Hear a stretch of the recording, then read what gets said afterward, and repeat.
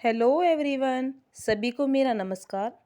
वैशाख मास का महात्म्य 24वां अध्याय शुरू करते हैं। विष्णु भगवान की कृपा सभी पर बनी रहे। ऋतुदेव जी बोले, हे राजन, सब पुण्यवर्धनी तिथियों में शुक्ल पक्ष की द्वादशी संपूर्ण पाप नाशक करने वाली है। इस द्वादशी के दिन स्नान, दान, तप, उपपोषण, व्रत करने से क्या फल मिलते हैं? इष्टापूर्त से फल जो गंगा स्नान ग्रहण के समय सहस्त्र गोदान करने से मिलते हैं, वही वैशाख मास में द्वादशी के दिन योग्य ब्राह्मण को अर्पण करने से मिलते हैं। गंगा में दुर्भिक्ष के समय प्रतिदिन करोड़ों मनुष्यों को भोजन कराने से जो फल मिलता है, इतना ही नहीं, द्वादशी के दिन एक ब्राह्मण को भोजन खिलाने से वही फल मिलता है। शुक्ल पक्ष की द्वादशी के दिन एक चुटकी अन्न भी सुपात्र ब्राह्मण को देता है, वह कोटि कोटि ब्राह्मण भोजन का फल मिलता है। जो मधु सहित तिल के पात्र में दान द्वादशी के दिन करता है, वह संपूर्ण बंधनों से छूट विष्णु लोक को प्राप्त करता है। शुक्ल पक्ष की एकादशी के दिन जो रात्रि में जागरण करता है एवं जीते जी वह मुक्ति पाता है, उससे सभी देवता प्रसन्न होते हैं। करोड़ों सूर्य ग्रहण, चंद्र ग्रहणों में जो तीर्थों में स्नान दी करने से फल मिल जाता है, वह एकादशी के दिन प्रातः काल स्नान करने से अनंत फल की प्राप्ति होती है। जो मनुष्य द्वादशी के दिन तुलसी के कोमल पत्तों से विष्णु भगवान का पूजन करते हैं, वह अपने 7 कुलों का उद्धार करते हैं, विष्णु लोक को प्राप्त करते हैं। कोई भी व्यक्ति सच्चे मन से वैशाख मास में द्वादशी के दिन बच्चे सहित गोदान करें, वह अपने कोटि कुलों का उद्धार करे, विष्णु लोक का अधिकारी बनता है। जो कोई शुक्ल पक्ष की द्वादशी के दिन यम, पितृगण, गुरु देवता, विष्णु भगवान के निमृत दक्षिणा सहित जल का घड़ा दान करे, इतना ही नहीं, दही अन्न भी दान करे, और अन्न का दान करना अनंत फल की प्राप्ति होती है। जो पुण्य प्रयागराज में प्रतिदिन करोड़ों मनुष्यों को 1 वर्ष तक संयुक्त सुंदर भोजन कराने से होता है, वही फल सुंदर मधुसूदन भगवान की आज्ञा से उसको मिलता है। कोई भी व्यक्ति द्वादशी के दिन शालिग्राम दान करता है, वह संपूर्ण पापों से छूट जाता है। जो ग्रहण के समय गंगा में सप्तदीपवती पृथ्वी का करोड़ बार दान करते हैं, उसके समान ही फल मिलता है। द्वादशी के दिन जो मधुसूदन भगवान को दूध से स्नान कराए, उसे अश्वमेघ यज्ञों के समान फल मिलता है, वही फल गंगा में, इसमें संदेह नहीं। त्रयोदशी के दिन दूध दही मिलाकर विष्णु भगवान का पूजन करें, उसमें शक्कर, मधु और घृत मिलाकर मधुसूदन भगवान की प्रसन्नता के लिए भक्ति पूर्वक पंचामृत से भगवान को स्नान कराएं। इतना ही नहीं, सब कुलों का उद्धार कर विष्णु भगवान और विष्णु लोक को चला जाता है। जो सायंकाल के समय विष्णु भगवान की प्रसन्नता करे, निर्मित शरबत दान करे, उसके पहले के पाप समस्त सब नष्ट हो जाते हैं। सायंकाल के समय जो रसीली ककड़ी दान करे, उसके रस के प्रताप से कर्म बंधनों से मुक्ति पाता है। जो कोई ईख आम दान करता है, उसके कुटुंब में 100 पीढ़ी तक बराबर संतान चली रहती है। जो द्वादशी के दिन सायंकाल के समय चंदनादि दान करे, वह आने वाली व्याधियों से सदैव मुक्त रहता है। हे राजन, द्वादशी के शुक्ल पक्ष में जो कुछ भी पुण्य किया जाता है, वह अक्षय फल बन जाता है। हे राजन, इसकी प्रख्याति क्यों हुई है, यह भी मेरे सामने विस्तार से कहिए। इसके सुनने से संपूर्ण पाप दूर हो जाते हैं, अत्यंत मंगलकारी है। प्राचीन समय में कश्मीर देश में एक देवदत्त नामक ब्राह्मण हुआ था। उसके मालिनी नाम की एक पाप रूपी पुत्री हुई। वह कन्या सत्यशील नाम के एक बड़े विद्वान ब्राह्मण से ब्याही गई। विवाह करके अपने यमन नाम के देश में चला गया। रूप यौवन संयुक्ता कभी भी पति की प्रिय नहीं हुई। इतना ही नहीं, अपने पति पर क्रोध कर वशीकरण करने की इच्छा से उसने अन्य स्त्रियों से पूछा जिनको पहले अपने पतियों ने त्याग दिया था। वे बोली, तेरा पति वशीभूत हो जाएगा, हमें अच्छी तरह विश्वास है। हमने तो वशीकरण की औषधि से अपने पति को वश में कर लिया। तो योगिनी के पास जा, वह सुंदर औषधि दे देगी। तू सोच विचार मत कर, तेरा पति तेरे दास के समान हो जाएगा। हे राजन, कथानुसार योगिनी के मंदिर में जा योगिनी को अत्यंत प्रसन्न करने वाली वह दुराचारणी बहुत शीघ्र ही उस कुटी में जा पहुंची। 100 स्तंभ बने हुए थे। वह कुटी बहुत लंबी चौड़ी कांतिमान थी। उसके चारों ओर झालरदार कपड़ा लगा हुआ था जिसमें गोटा किनारी लगा हुआ था। बड़ी बड़ी दीवारों में चारों ओर सफेदी हो रही थी, दीपक जगमगा रहे थे। इस प्रकार योगिनी ने जब उस स्त्री को प्रार्थना करने के लिए कहा, योगिनी ने प्रसन्न होकर मन से शोभ कराने वाले मंत्र बतलाए। उसने नमस्कार कर पैर की हीरों से जड़ी हुई अंगूठी बहुत चमक रही थी भेंट में की, जिसमें सुंदर जड़ा हुआ स्वर्ण सूर्य की कांति के समान प्रकाश देता है।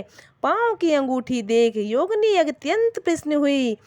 पति के अपमान से व्यथित हृदय का वृतांत का जान के हित की बातें कहने लगी। यह रक्षा चूर्ण संपूर्ण प्राणियों को वश में करने वाला है।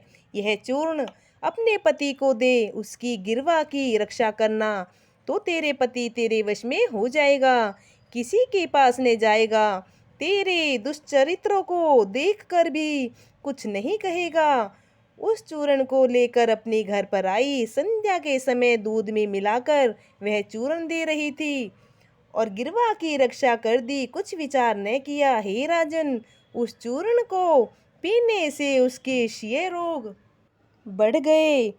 वह दिनों दिन क्षीण होने लगा। उसके गृहस्थान में दुष्ट घाव होने लगे एवं कीड़े पड़ गए। कुछ दिन में पति की ऐसी दशा हो गई। इतना ही नहीं, पति रात दिन त्राही त्राही पुकारने लगा। बोला, हे शोभने, मैं तेरा दास हूँ, मैं तेरी शरण में आया हूँ, मेरी रक्षा करो। स्त्री की इच्छा नहीं करता हूँ। हे राजन, अपने पति के ऐसे वृतांत को सुनकर बहुत घबराई हुई सोचने लगी कि मेरा पति जीवित रहेगा तो मैं गहने कपड़े पहनती रहूंगी। ऐसा सोचकर वह योगिनी के पास गई, उसे सब वृतांत कहा। उसने पहली औषधि का दाह शांत करने के लिए निमृत दूसरी औषधि दी। औषधि के देते ही तत्क्षण उसका पति स्वस्थ हो गया और फिर उसका पति घर पे ही रहने लगा। घर के काम के बहाने से उपपति घर में आकर निवास करते। इसी प्रकार सभी जाति के व्यभिचारी मनुष्य घर में आते रहते, परंतु उसे स्त्री के आगे कुछ भी कहने की शक्ति न थी। इसी पाप के कारण उसके शरीर में भयानक पाप नाशक कीड़े पड़ गए थे। उन कीड़ों ने उसकी नाक, जी हाँ, दोनों कानों में छेद कर दिए। इसी प्रकार ऐसे कष्ट भोगकर अंत में देह त्याग नरक भोगने लगी और इस दशा में वह घर घर घूमती। पीछे सौवीर देश में पदम बंधु नामक ब्राह्मण की दासी के घर रहने लगी।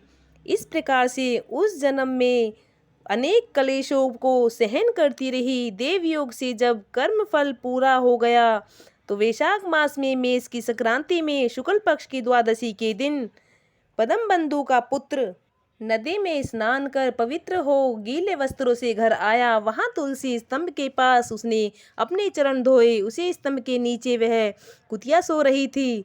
उसे सूर्य उदय से पहले वह कुतिया उस चरणों के धोए जल में लेट गई, जिससे उसके सब अशुभ कर्म तत्काल नष्ट हो गए और पूर्व जन्म की याद आ गई।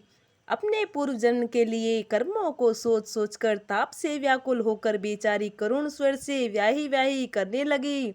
भय से व्याकुल हो उस मुनि के पास गई और अपने कर्मों का वर्णन करने लगी। मैंने अपने पति को विष दिया, फिर अनेक प्रकार के दुष्चरित्र किए। हे ब्राह्मण, जो कई धर्म होना दुराचारणी स्त्री अपने पति को वश में करती है, वह मेरी ही भांति त्रामबाण नामक नरक में डालकर तपाई जाती है। पति ही नाथ है, पति ही स्वामी है, पति ही देवता है, उसके संग अनर्थ करके स्त्री सुख कैसे पा सकती है। जो कोई अपने पति को दुख देती है वह 100 जन्म पर्याप्त कुत्ते की योनि पाती है। शरीर में असंख्य कीड़े पड़ जाते हैं। हे ब्राह्मण, स्त्री को कोई कैसा ही ब्रह्मागाती अथवा मगपान करता हो, ये सबको पवित्र कर देते हैं। प्राचीन काल में वैशाख मास की एकादशी के दिन विष्णु भगवान ने अमृत उत्पन्न किया। द्वादशी के दिन उसकी रक्षा की और त्रयोदशी के दिन देवताओं को अमृत पिलाया और चतुर्दशी के दिन देवताओं के विरोधी दैत्यों का नाश किया। पूर्णमासी के दिन देवताओं ने अपने राज्य को प्राप्त किया। इससे देवताओं ने प्रसन्न हो तीनों तिथियों को पूर्वक वरदान दिया। वैशाख मास में तीनों तिथियां शुभ मानी जाती हैं। पुत्र पौत्रादि फल देने वाले, मनुष्यों के पापों को दूर करने वाली तिथियां हैं। जो अधम मनुष्य संपूर्ण वैशाख मास में स्नान नहीं कर सकते हैं, इन 3 तिथियों में स्नान करने से पूर्ण फल मिल जाते हैं। जो मनुष्य इन तिथियों में भी स्नान दान दी नहीं करते हैं, वे चांडाल की योनि पाते हैं, फिर रौरव नरक में जाते हैं। 3 तिथियों में गर्म जल से स्नान करते हैं, वे 14 मनवंतर तक रौरव नरक में निवास करते हैं। पितृ-शवर और देवताओं के लिए जो दही और अन्नदान नहीं करते हैं, वे पिशाच की योनि प्रलय काल तक भोगते हैं। जो वैशाख मास में नियम पूर्वक कर्तव्य कर्मों से लगे रहते हैं, वे विष्णु भगवान का सायुज्य मुक्ति को प्राप्त करते हैं, इसमें संदेह नहीं। जो वैशाख मास के कुल महीने में नियम पूर्वक केवल इन 3 तिथियों में शास्त्र विहित कर्म करते हैं, वे पूर्ण फल पाकर विष्णु लोक में निवास करते हैं। जो मनुष्य देवता, पितृ-शवर, गुरु और विष्णु भगवान के निमित्त स्नान दान नहीं करते हैं, उन्हें हम शाप दे देते हैं। वे मनुष्य निसंतान, आयुहीन और दुखी रहने लगते हैं। देवता ऐसा वर देकर अपने अपने धाम को चले जाते हैं। एवं 3 तिथियों बड़ी पुण्य मानी गई हैं, कारणी और सब पापों का नाश करने वाली हैं। तीनों पुरुष कारणी कहाती हैं, पुत्र पौत्र को बढ़ाने वाली हैं। जो स्त्री पूर्णमासी के दिन ब्राह्मण को माल पुआ एवं खीर भोजन करावे, कीर्तिमान पुत्र पावे। पिछले इन 3 दिन में जो कोई गीता का पाठ करे, उसे प्रतिदिन अश्वमेध यज्ञ करने का फल मिलता है, इसमें कोई संदेह नहीं। उचित है कि वह सदा अपने पति की आज्ञा माने। तुम्हारे सम्मुख खड़ी है, यदि तुम आज मेरा उद्धार कर दो तो फिर मैं तुम्हें नीच योनि नहीं मिलेगी। हे ब्राह्मण, मैं बड़ी दुष्टा, दुराचारणी, खोटी हूँ। वैशाख मास में शुक्ल पक्ष में पुण्यों को बढ़ाने वाली द्वादशी के दिन स्नान दान अन्न भोजन आदि जो सुकृत आपने किया है, वह मुझे दे दो। हे ब्राह्मण, इस सुकृत के प्रभाव से मेरी मुक्ति हो जाएगी। हे ब्राह्मण, द्वादशी के दिन जो मनुष्य घर में स्नान कर ले, उसे संपूर्ण तीर्थों का फल मिले, इसमें संदेह नहीं। द्वादशी के दिन जो तप दान यज्ञ होम वेद आदि पूजन करे, श्रद्धा पूर्वक से उसका अक्षय फल मिलता रहे, ऐसा फल तुम मुझे दे दो। जो लोग द्वादशी के दिन उपवास करते और त्रयोदशी के दिन में पालन करते हैं, उसी फल से अवश्य ही उन्हें मोक्ष की प्राप्ति होगी। हे महाभागे, हे दीन वत्सल, मैं दीन हूँ, मेरे ऊपर दया करो। हे जनार्दन, भगवान दीनानाथ है, जगतपति है और तुम्हारे भी नाथ हैं। ऐसे भगवान के जन भी वैसे ही होते हैं, क्योंकि जैसा राजा वैसे ही प्रजा होती है। हे यमलोक के मार्ग को नाश करने वाले, मैं अत्यंत दुखी हूँ, मेरी रक्षा करो। हे दीन वत्सल, मैं तुम्हारे द्वार पर रहने वाली दीन कुतिया हूँ। यह तिथि सहस्त्र ब्रह्मा हत्या, गो हत्या और करोड़ों अग्न्यागमन से उत्पन्न हुए दोषों को नष्ट कर देती है। हे महामुने, इस तिथि में आपने जो महापुण्य किए हैं, वह मुझे देकर मेरा उद्धार करो। मैं बड़ी दीन दुखी हूँ, व्याकुल हूँ, मेरी रक्षा करो। अंत में हे द्विजवर, मैं तुमको नमस्कार करती हूँ। ऐसे वचन सुन मुनि पुत्र कुतिया से बोले, हे कुतिया, अपने किए हुए कर्मों के सुख दुख रूपी फलों को प्राणी भोगता है। हे दुराचारणी, श्रुतो क्या करेगी? जिसने रक्षा चूर्णादि द्वारा अपने पति को वशीभूत में किया, साधु के प्रति जो पाप करता है वह उसी को दुख देता है, जो पुण्य करता है वे उसी के दुख को हरण करता है। पापी के लिए मनुष्य जो कुछ करता है वह पाप और पुण्य दोनों का नष्ट करता है। जैसे मिश्री मिला दूध सर्प को पिलाने से केवल विष ही बढ़ता है, ऐसे ही पाप कर्म है। जब मुनि पुत्र ने ऐसा कहा तब कुतिया अत्यंत दुख पा ऊंचा मुख करके चित्कार करने लगी। उसके पिता से कहने लगी, हे महाबंधु, तुम्हारे द्वार पर पड़ी हुई मैं कुतिया हूँ, मेरी रक्षा करो। मैं तुम्हारी उशिष्ट रोटी नित्य खाती हूँ, मेरी रक्षा करो। क्योंकि गृहस्थी महात्माओं के घर पर जो पड़े हैं उनका उद्धार करना आवश्यक कर्तव्य है, ऐसा वेद वेताओं का मत है। चांडाल कुत्ता ये सदा गृहस्थों के दया पात्र है और बलि भोजी माने गए हैं। अपने पाले हुए असमर्थ रोग से पीड़ित का जो उद्धार नहीं करते हैं वे अवश्य ही नरक में पड़ते हैं, इसमें संदेह नहीं। यह वेद वेदाओं का मत है। सब संसार का कर्ता एक ही परमात्मा है, वह सबको रचकर स्वयं सब जीवों को दरादि रूप से पालन करता है एवं अपने पाले हुए की रक्षा करना भगवान की आज्ञा है। उस पोष्य कर रक्षा रूप भगवान की आज्ञा को उल्लंघन कर जो अज्ञानी बने हैं वह भगवत कोप से अपने सर्वस्व को नष्ट कर अंत में नरकगामी होते हैं। यह कर्म कर्तव्य है और तुम दयालु हो एवं मुझ दुर्बुद्धि का उद्धार करो। घर के भीतर दुख से आर्त कुतिया के ऐसे वाक्य सुनकर महाबंधु शीघ्र ही घर से बाहर आए और कुतिया से पूछने लगे, क्या बात है। तभी पुत्र ने सब कथा वर्णन की। अपने पुत्र के वचन सुन विस्मत हो कहने लगी, मेरा पुत्र होकर तूने यह क्या कहा। हे पुत्र, साधुओं को ऐसा वाक्य कहना अनुचित है। हे पुत्र, देखो संपूर्ण प्राणी परोपकार के ही लिए हैं। चंद्रमा, सूर्य, पवन, पृथ्वी, अग्नि, जल, चंदन, वृक्ष और महात्मा लोग सभी परोपकार में स्थित हैं। हे पुत्र, दधिव्य ने देवताओं के उपकार के लिए दैत्यों को महाबली जान अपनी हड्डी निकाल दे दी। इतना ही नहीं, उस महात्मा गरुड़ के लिए अपना जीवन दिया। विद्वान ब्राह्मण को सदा ही दया करनी चाहिए। वेग शुद्ध स्थान पर बरसता है तो क्या अशुद्ध स्थान पर नहीं बरसता है। क्या चंद्रमा चांडाल के घर प्रकाश नहीं करता। इसलिए बार बार प्रार्थना करती हूँ, इस कुतिया के दुख को अपने पुण्य के प्रभाव से दूर करूँगा। जैसे कीचड़ में फंसी गौ को निकालते हैं, इस प्रकार पुत्र को समझाकर स्वयं प्रतिज्ञा करने लगी, हे कुतिया, मैं तेरे निर्मित द्वादशी के दिन का पुण्य देता हूँ, तू अपने सब पापों से छूट विष्णु लोक को जा। इतना कहते ही राजन वह कुतिया अपने जीर्ण शरीर को त्याग कर दिव्य वस्त्र आभूषण पहन सो सूर्य के सदृश प्रभाव वाली सावित्री के समान हो ब्राह्मण से आज्ञा मांग दसों दिशाओं में प्रकाश करती चली गई। स्वर्ग में अनेक प्रकार के महाभोगों को भोग, पृथ्वी पर नारायण भगवान के अनुग्रह से वैशाख मास शुक्ला द्वादशी के प्रभाव से उर्वशी नाम की श्रेष्ठ अंगों वाली देवताओं की प्रिय अप्सरा हुई, जिससे योगी जन योग द्वारा प्राप्त हुए। ऐसे अग्नि तुल्य प्रकाशित श्रेष्ठ परमात्म रूप को प्राप्त कर संत जन भी मोहित हो जाते हैं। उसी रूप को कुतिया ने प्राप्त किया। तत्पश्चात बंधु ने मधुसूदन भगवान की प्यारी पुण्य बढ़ाने वाली इस तिथि को संसार में प्रख्यात किया।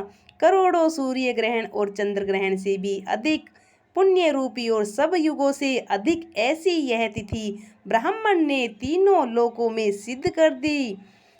इसी प्रकार से वैशाख मास का महात्म्य 24वां अध्याय पूर्ण होता है। उम्मीद है वीडियो आपको पसंद आई होगी। वीडियो को सब्सक्राइब करें, लाइक करें, शेयर करें, कमेंट करें। मिलते हैं अगली वीडियो में। Bye bye.